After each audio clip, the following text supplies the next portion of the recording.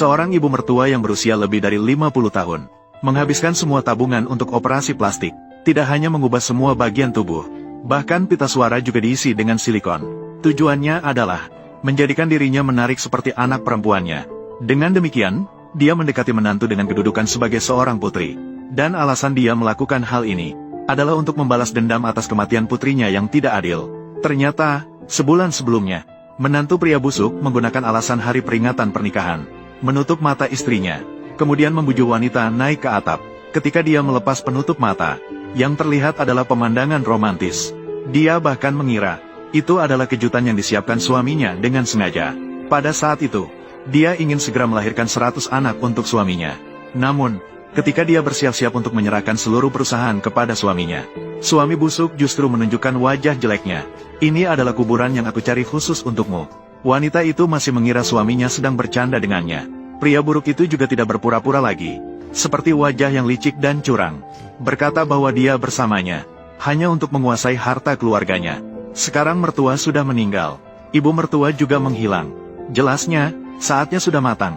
Setelah menyingkirkan dia, maka dia berhasil. Namun pada saat itu, wanita itu sangat membenci suaminya. Namun demi bayi yang belum lahir di dalam rahimnya, dia masih menahan rasa mualnya, memohon suaminya untuk berhenti. Namun pria buruk ini tidak terpengaruh. Pada saat itu, sahabat terbaik wanita dan ibu mertua juga datang. Wanita itu segera meminta bantuan kepada sahabatnya saat melihat situasi, berharap sahabatnya bisa menyelamatkan bayi yang tak bersalah di dalam perutnya. Namun yang membuatnya sangat terkejut adalah, sahabat dekatnya juga mengkhianatinya. Sahabat karib dan suami yang buruk sudah lama berhubungan.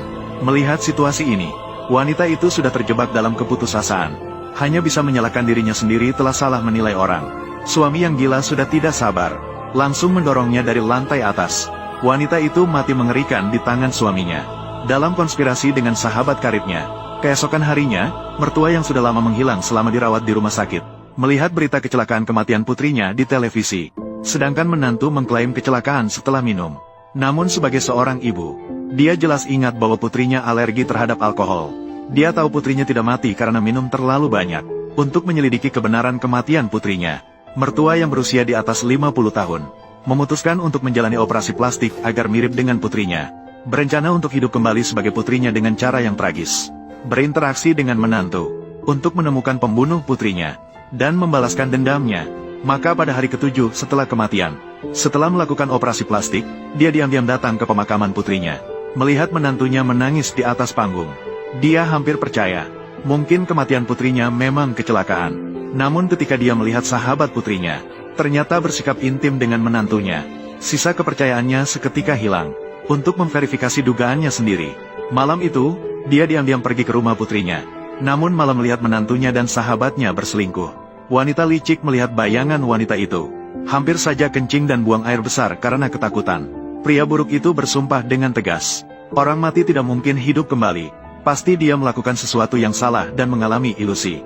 Dan meminta dia untuk segera merubah sikap. Jangan mempengaruhi konferensi pers besok. Pada saat itu akan diumumkan ke publik. Dia akan mengurus segala urusan istrinya sendiri. Sementara itu, di sisi lain, ibu mertua melihat foto putrinya. Dia yakin kematian putrinya terkait dengan menantunya. Kamu baru saja pergi.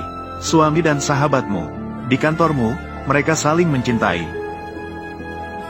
Aku tidak percaya urusanmu tidak ada hubungannya dengan keduanya. Tenanglah, ibu pasti akan menyelidiki sampai tuntas. Aku akan memastikan keadilan untukmu. Tuan, jenazah Presiden Xio belum ditemukan hingga sekarang. Apakah kamu yakin dia sudah meninggal? Bagaimana mungkin aku bercanda dengan hal seperti ini? Semua ini salahku. Sejak kematian Lao Zi, kondisi mental Xing Yue tidak stabil. Hari itu adalah ulang tahun pernikahan kita yang kedua. Jika bukan karena aku terlalu sibuk dengan pekerjaan, aku tidak akan mengabaikan hari peringatan. Dia tidak akan pergi sendirian ke atap untuk minum. Semuanya salahku. Orang yang mati tidak bisa hidup kembali. Presiden Chen, tolong berduka. Saat ini Presiden Xio telah meninggal.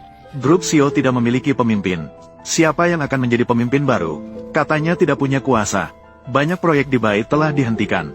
Maaf, apakah ini benar? Apa rencana grup Xio selanjutnya untuk keluar dari situasi kacau ini? Tuan Chen, tolong ceritakan. Semuanya, meskipun Xio Tua dan Xing Yue tidak ada, grup Xio dalam bahaya. Tapi Xing Yue adalah wanita yang paling kucintai. Aku telah berjanji padanya untuk menjaga grup Xiao untuknya. Aku juga tidak ingin melihat usaha Xiao tua berantakan. Oleh karena itu, aku memutuskan mulai sekarang, grup Xiao akan berganti nama menjadi grup Feng Pei. Aku akan menjadi ketuanya, memimpin grup Feng Pei menuju masa depan yang lebih makmur. Ini tidak pantas. Ya, dia hanya menantu. Dia bahkan berani mengincar grup Xiao. Xiao tua hanya memiliki satu anak, Xing Yue. Peilin adalah suami Xing Yue. Sekarang terlihat, dia memang satu-satunya yang berhak mewarisi grup Xiao. Ini juga tidak masuk akal. Juga benar Chen mewarisi keluarga Bai. Memang tepat dan benar. Terima kasih atas perhatian kalian semua. Apakah ada pertanyaan lain? Aku punya pertanyaan.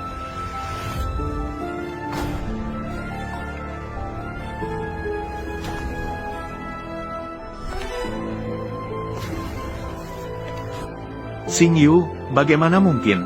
Bukankah dia sudah mati? Hantu, begitu takut. Kematian Xiao Yu pasti terkait dengan mereka. Aku pasti akan membuat kalian membayar harganya. Su Eting, aku adalah sahabat terbaikmu. Beberapa hari tidak bertemu, tidak mengenaliku lagi, pergi dari sini. Peilin, dia benar-benar kembali mencari kita. Diam, suamiku, aku sudah kembali.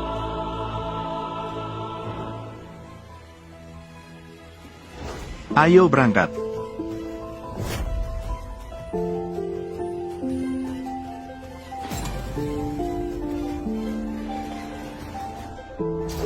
Orang jarang mengunjungi pinggiran barat.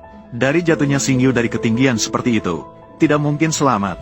Siapapun wanita ini, apakah dia berpura-pura menjadi dewa? Aku telah merencanakan begitu lama. Konferensi pers hari ini harus sukses. Tidak boleh gagal. Kamu sama sekali bukan Xing Yu. Kamu sebenarnya siapa? Bahkan pura-pura pun tidak mirip. Apakah kamu tidak tahu? Xing Yu sudah hamil. Sudah 9 bulankah?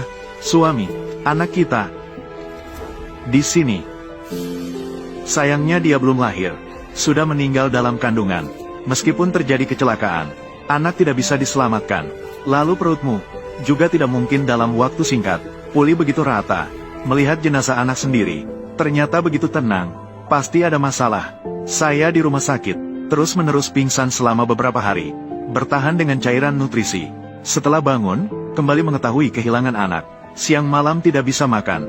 Itulah sebabnya perut cepat kempis. Namun, suami, anak kita sudah tiada. Kamu sama sekali tidak sedih. Mengapa terus meragukan identitasku? Bukankah kamu ingin aku tetap hidup? Dahulu, pandangan mata Xing Yu padaku selalu penuh dengan cinta. Meskipun dia benar-benar selamat dari kematian, pandangannya juga seharusnya penuh dengan kebencian terhadapku. Tidak sama sekali seperti sekarang, tenang dan acuh tak acuh. Tentu saja aku ingin Xing Yu tetap hidup. Tapi kamu sama sekali bukan Xing Yu. Kamu pikir dengan berpura-pura menjadi dia, apakah saya akan percaya padamu? Jadi, orang selalu berpura-pura menjadi Xiao Zi ini. Pemakaman Xiao Bai sudah selesai. Chen Zong yang selalu bersama-sama siang dan malam. Semua orang bilang dia bukan. Jadi dia pasti bukan. Dan hari ini adalah hari pergantian kekuasaan Wei. Sekarang dia menyamar sebagai Xing Yue. Muncul di konferensi pers. Pasti ada masalah. Pasti ada masalah. Kamu sama sekali bukan Xing Yue. Kamu sebenarnya siapa? Semester 3 tahun terakhir, kamu di perpustakaan meminjam buku dari saya. Ini pertama kali kita bertemu. Tanggal 25 Maret tahun 2022. Kamu melamar saya di lapangan Set Fountain. Suami, segalanya di antara kita. Saya ingat semuanya dengan jelas. Aku adalah dari Xing Yue. Apa yang salah? Dia tidak mungkin dari Xing Yue.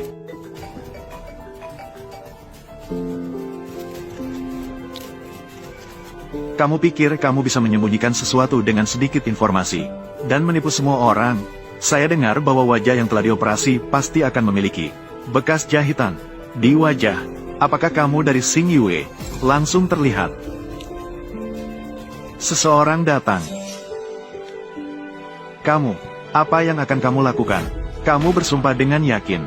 Kamu sendiri adalah Bai Xing Yu. Coba periksa. Tidak masalah kan? Aku ingin melihat siapa yang berani. Aku adalah pewaris keluarga Xi. Apakah benar atau tidak, bukan kamu yang menentukan. Biarkan aku pergi. Kenapa? Takut. Sudah terlambat. Saya akan membeberkannya sekarang. Penipuan burukmu.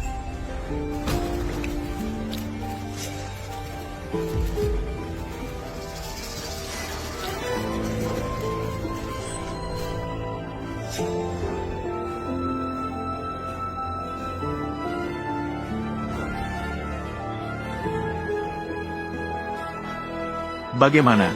Tidak ada bekas apapun. Tidak ada bekas. Kamu yakin dengan teknologi baru ini tidak akan meninggalkan bekas apapun? Tentu saja. Baguslah. Apakah dia benar-benar Xiao Baizong? Karena Xiao Zizong tidak mati. Chen Zong, apakah perkataan Anda tadi masih berlaku? Apa yang terjadi? Sekarang teknologi begitu maju. Ingin menghilangkan bekas luka di wajah. Tidak sulit sedikit pun. Aku punya bukti.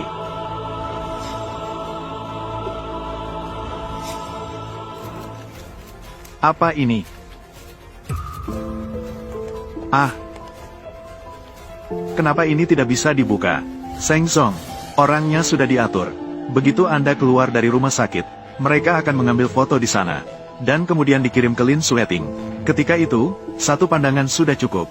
Sangat baik, asalkan Chen Peilin meragukan operasi plastik saya bisa memanfaatkan opini publik, benar-benar membuktikan bahwa saya adalah Xiao Yu. Semakin keras mereka meragukan, ketika itu, semakin sakit ketika dihadapkan pada kenyataan. Kamu bilang, kamu ingat setiap hal yang terjadi di antara kita. Setiap kejadian yang terjadi. Oke, izinkan saya bertanya kepada Anda.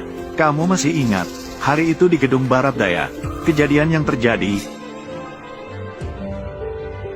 Kepalaku sangat sakit. Sayang, kamu ingin apa lagi? Bukan begitu, sayang. Saya bangun di rumah sakit. Saat saya sadar, dokter memberitahu saya mengalami benturan di kepala. Dalam waktu singkat, akan mengalami hilang ingatan, dan masalah kebingungan ingatan. Jadi, kejadian hari itu, kamu tidak ingat lagi.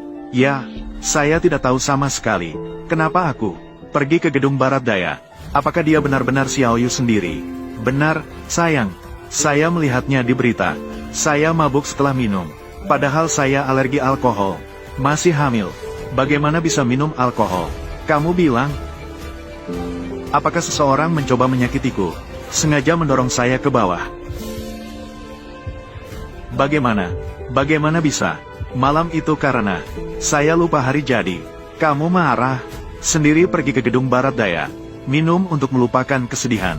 Selain kamu, di lantai atas gedung itu, tidak seorang pun. Ya, benar. Malam itu kita tidak bisa menghubungi kamu. Setelah mencari informasi, sampai di Gedung Barat Daya, di atap, hanya ada beberapa gelas kosong. Maka kami curiga, kamu jatuh karena mabuk. Bahkan membersihkan tempat. Apa yang kamu lakukan pada putriku? Apa yang telah kau lakukan? Jadi, benar-benar Xiao Bai.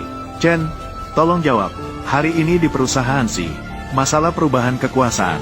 Apakah tidak berlaku lagi? Perubahan kekuasaan. Saya baru pergi beberapa hari. Bagaimana bisa begitu? Kekuasaan telah berubah. Suami, siapa yang terburu-buru? Xing Yue, menghilang beberapa hari ini. Perusahaan Si, hampir semua proyek, terperangkap dalam kebuntuan. Membutuhkan seseorang yang bertanggung jawab. Kami juga tidak punya pilihan. Itulah sebabnya Peilin mengambil alih. Begitu pula, jadi selama beberapa hari ini, suamimu telah bekerja keras. Sekarang aku sudah kembali. Urusan perusahaan, kamu tidak perlu khawatir lagi. Aku tidak ada beberapa hari ini. Pasti perusahaan sedang kacau. Tapi tolong tenang. Sekarang aku sudah kembali. Semua perusahaan akan kembali berjalan lancar. Dan saya harap semuanya ingat satu hal. Tak peduli apa yang terjadi, keluarga Bai, Zimin, selalu menjadi keluarga Bai saya.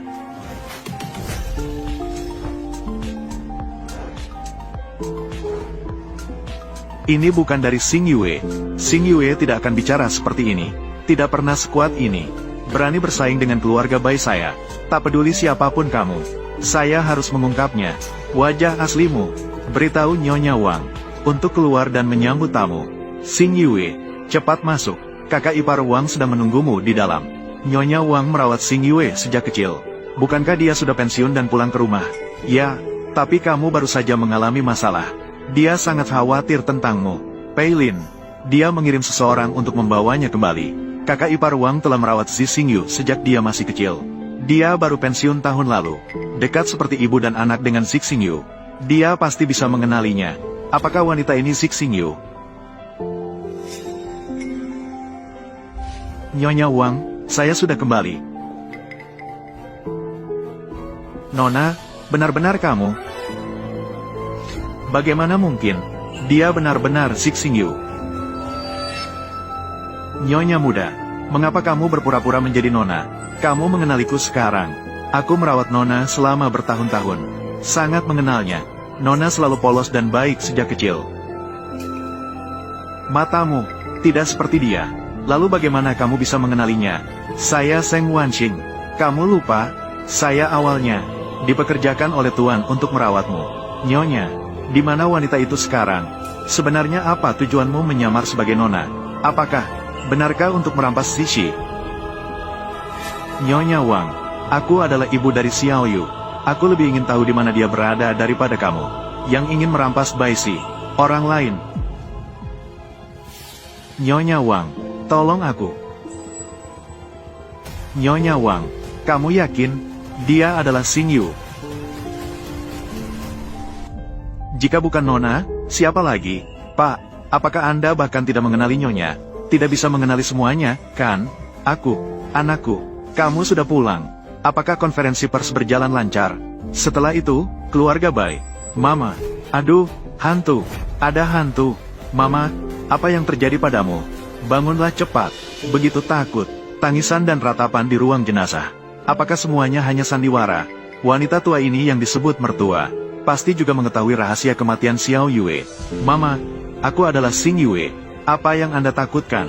Kamu bukan. Dia adalah Xing Yue. Xing Yue tidak mati. Dia hanya mengalami cedera kepala. Kehilangan ingatan. Jika kamu tidak mati, mengapa tidak pulang lebih awal? Kamu tidak tahu kami begitu khawatir tentangmu. Ya, untungnya tidak mati. Kalau tidak, sayang sekali wajah cantik ini. Xiao Yue, apakah ini keluarga mertuamu? Mertua yang munafik, dan adik ipar yang tidak jujur. Jenazah belum ditemukan. Langsung mengatur upacara pemakaman sebelum jenazah ditemukan. Inilah perhatian kalian. Kamu masih berani membangkang padaku. Lihat aku. Ah, Mama, Bai Xing Yu, berani kau memukul ibuku? Kamu berani memukul anakku? Peilin, pukul dia. HMPH, kamu sama sekali bukan Bai Xing Yu. Xing Yu tidak akan tidak hormat pada mertuanya, dan tidak hormat pada adik iparnya. Apa yang kamu katakan tidak salah. Memang, saya bukan Bai Xing Yu. Apa yang kamu katakan tidak salah. Memang, saya bukan Bai Xing Yu. HMPH, Bai Xing Yu yang dulu sudah mati. Saat saya bangun di rumah sakit, saya berjanji pada diri sendiri. Mulai sekarang, aku ingin membiarkan semua orang yang telah menyakitiku. Semua harus membayar harganya. Xing Yu, tenangkan dirimu dulu. Pergi tuangkan segelas air untuk Xing Yu. Aku, cepat pergi. Xing Yu, Mama benar-benar khawatir tentangmu sebelumnya. Dia juga panik sejenak. Jangan ambil pusing dengan mereka. Xing Yu, minum dulu. Tentu saja saya tidak akan ambil pusing. Kita adalah keluarga. Benar juga. Berikan aku gelasnya saja. Aku agak lelah. Silakan pergi istirahat terlebih dahulu. Anda bisa melakukannya sendiri. Kamu pergi duluan.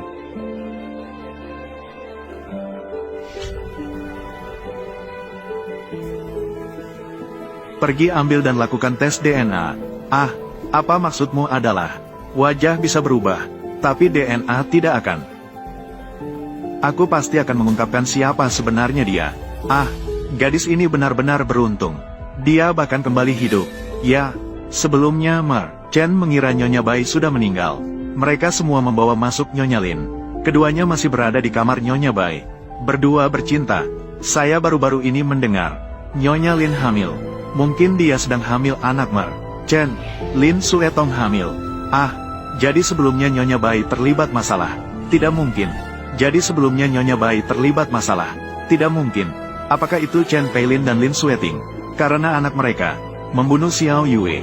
Sebelumnya, saya melihat Nona Lin mengambil banyak polis asuransi, meminta Mer, Chen dan Nyonya Bai untuk menandatangani.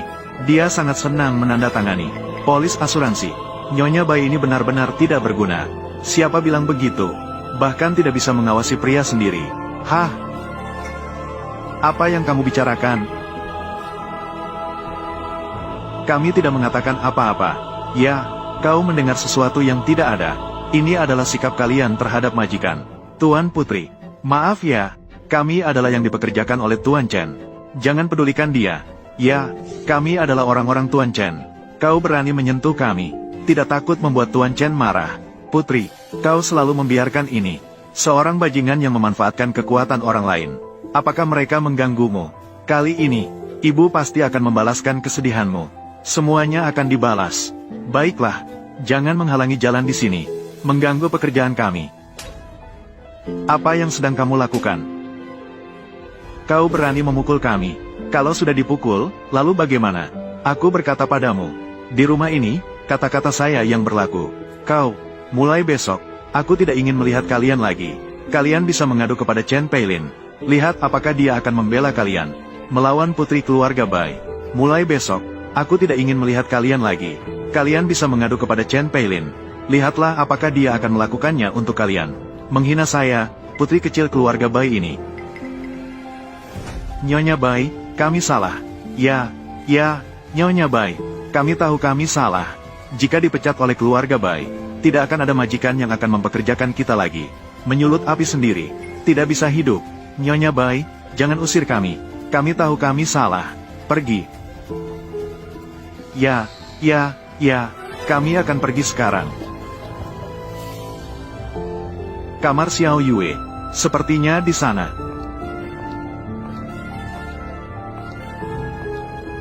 Apa yang mereka bicarakan tentang polis asuransi? Apa yang sedang terjadi?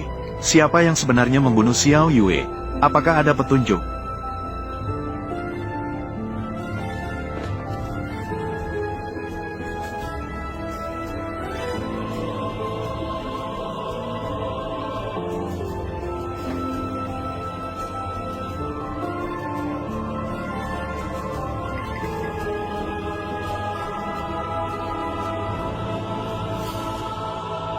Di mana polis asuransinya?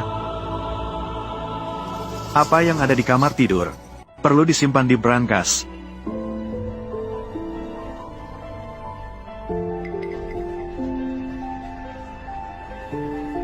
Apa yang sedang kamu lakukan?